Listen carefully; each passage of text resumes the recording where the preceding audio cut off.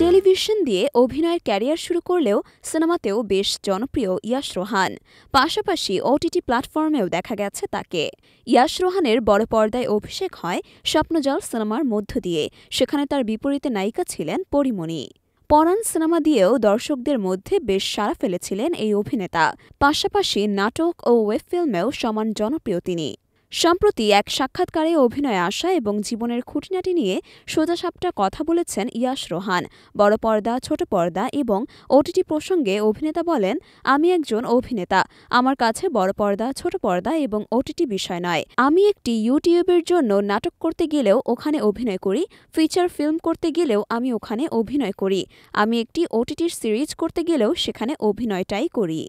আমার কাজটা যেহেতু একই, প্রতিটি কাজই যেহেতু একই ধরনের কিংবা তার চেয়ে বেশি পরিশ্রম করতে হচ্ছে, তখন কাজটা কোথায় দেখাচ্ছে সেটা ম্যাটার করে না। দৈনন্দিন জীবন এবং অভিনয়ে আসা নিয়ে তিনি বলেন, আমি ঘুমাতে পছন্দ করি, প্রচুর সময় ঘুমিয়েই কাটাই। আমার অভিনেতা হওয়ার শখ কখনোই ছিল না। আমি সবসময় একাডেমিক লাইনেই থাকতে চেয়েছি। কম্পিউটার বিজ্ঞানের শিক্ষার্থী ছিলাম, একটা সময় শিক্ষকতাও করতাম। অভিনয়টাকে কখনোই গুরুত্ব দেইনি, কিন্তু এখানে আসা পুরোটাই কাকতালীয়।